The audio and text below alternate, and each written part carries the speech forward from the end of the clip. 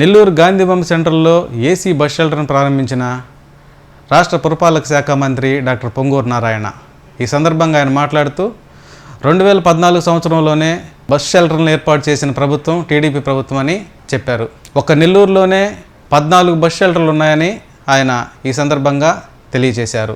గత జగన్ ప్రభుత్వ పాలనలో కూల్చివేతలే జరిగాయి కానీ ఎక్కడ కూడా నూతన భవనాలు కానీ అభివృద్ధి కానీ ఎక్కడా జరగలేదని ఆయన అన్నారు.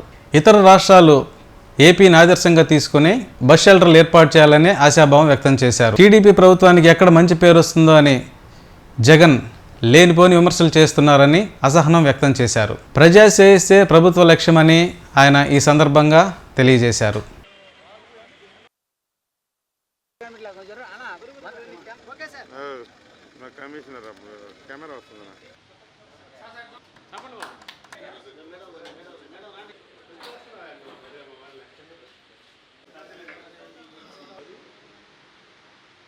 మీకు అందరికీ తెలిసిందే 2014-19లో ఈ రాష్ట్రంలో 110 మున్సిపాలిటీస్ ఉంటాయి. ఈ 110 మున్సిపాలిటీస్ని ఎంతో తీర్చిదిద్దాం. దాంట్లో భాగంగా నెల్లూరు సిటీ తీసుకుంటే నెల్లూరులో 54 డివిజన్లు ఉన్నాయి, సిటీ అండ్ రూరల్. దీంట్లో అనేక కార్యక్రమాలు టేకప్ చేసాం. దాంట్లో ఒక కార్యక్రమం ఏసీ బస్ షెల్టర్స్. ఎందుకంటే నెల్లూరు అనేది సీ కోస్ట్కి పక్కన ఉంటుంది. మనకు దాదాపు 9 నెలలు ఎండాకాలం ఉంటుంది. 9 నెలలు మనకు ఎండలు ఉంటాయి. అంతేకాకుండా సీ కోస్ట్ దగ్గర కాబట్టి హ్యూమిడిటీ ఎక్కువ.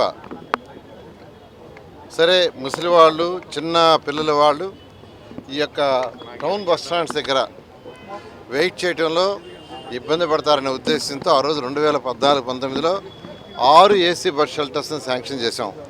కంప్లీట్ అయిపోయినాయి, జస్ట్ ఓపెన్ చేయాలంతే. ఓపెన్ చేసే తప్పితే అంతా అయిపోయింది. అయితే గత ప్రభుత్వం 5 సంవత్సరాలు దాన్ని మూసేసినాయి, షట్టర్లు వేసి మూసేసినాయి. ఎందుకు మూయాలండి? ప్రజల సొమ్ముతో కట్టింది, అది ప్రజలు కట్టిన ట్యాక్సులతో కట్టింది, ప్రజల యొక్క ట్యాక్సులతో కట్టినవి. ప్రజలతో ట్యాక్స్తో కట్టింది మూయాల్సిన అవసరం లేదు. అంటే పరిపాలన తెలియక 6 ఏసీ బస్ షెల్టర్స్ నెల్లూరులో కడితే ఒకసారి భారతదేశంలో ఫస్ట్ టైం అది. అప్పుడు ఎక్కడా లేవు. ఇప్పుడు చాలా దగ్గరలు వచ్చేసినాయి. చాలా సిటీస్లో ఏసీ బస్ షెల్టర్స్ ఉన్నాయి. 2014-19లోనే ప్లాన్ చేసి కట్టేసి అంతా అయిపోతే దాన్ని మూసేశారు. మళ్ళీ ఈ ప్రభుత్వం వచ్చిన తర్వాత మీకు అందరూ తెలిసిందే, ఖజానా ఖాళీ, అప్పు కూడా పుట్టడంలా. అయితే ముఖ్యమంత్రి గారికి ఉన్న అపార అనుభవంతో ఈరోజు ఫైనాన్షియల్ స్లోగా తీసుకొని వస్తున్నారు. దాని మీద యాక్చువల్గా ఇప్పుడిప్పుడే కొద్దిగా రిలీజ్ అవుతుంది. దానివల్లనే యాక్చువల్గా రేపు 1వ తేదీ నుంచి ప్రజలు కట్టే ట్యాక్సులు సిఎఫ్ఎంఎస్లోకి పోవు, ఇక్కడే మున్సిపల్ అకౌంట్లోనే ఉంటాయి. మున్సిపాలిటీలో కౌన్సిల్ రిజల్యూషన్ పాస్ చేసుకొని వాళ్ళకి రోడ్లు కావాలా, డ్రైన్స్ కావాలి, ఏం కావాలని వాళ్ళు చేసుకోవచ్చు. అలాంటి గొప్ప అవకాశాన్ని మళ్ళా గౌరవనీయ ముఖ్యమంత్రి గారు ఈ రాష్ట్ర ప్రజలకు ఇచ్చినందుకు వారికి ప్రత్యేకంగా రాష్ట్ర ప్రజల తరఫున ధన్యవాదాలు తెలియజేస్తున్నాను. ఇవాళ గాంధీబొమ్మ సెంటర్లో ఉన్న ఈ యొక్క ఏసీ బస్ స్టాండ్ని ఓపెన్ చేసాం. మిగిలిన 5 కూడా యాక్చువల్గా రూరల్లో ఉన్నాయి. నేను ఇప్పుడే యాక్చువల్గా సేదరెడ్డి గారితో మాట్లాడతాను. ఆల్రెడీ వాటి వరకు కూడా స్టార్ట్ చేశారు. యాక్చువల్గా చూశాను నేను ఇవాళ. అవి కూడా త్వరలో ఓపెన్ చేస్తాం. ఈ విధంగా ఈరోజు నెల్లూరులో ఏదైతే 2014-19లో అనేక కార్యక్రమాలు, సంగం బ్యారేజ్ నుంచి డ్రింకింగ్ వాటర్ కావచ్చు, దోమలు లేని నగరం చేయడానికి అండర్గ్రౌండ్ డ్రైనేజ్ కావచ్చు, పార్కులు కావచ్చు, స్కూల్స్ మోడర్నైజేషన్ చేయటం కావచ్చు, టెంపుల్ ఘాట్లు, ఇలా అనేక కార్యక్రమాలు టేకప్ చేసాం. రోడ్లు బ్రహ్మాండంగా ఎండ్ టు ఎండ్ రోడ్లు వేసాం. అయితే గత ప్రభుత్వం ఏమి చేయలా, మేము చేసినవి పక్కన పెట్టేశారు. అది చాలా తప్పు. ఎందుకంటే మీకు అందరికీ తెలుసు, ప్రజావేదిక చంద్రబాబు నాయుడు గారు ఈరోజు ఇంటి పక్కన ఒక ప్రజావేదిక ఉంది. అప్పుడు 2014-19లో సీఎం గారు ఉన్నప్పుడు ప్రజలు వినతి ఇవ్వడానికి వచ్చినప్పుడు ఇబ్బంది పడకుండా అక్కడ ప్రజావేదిక కట్టాం.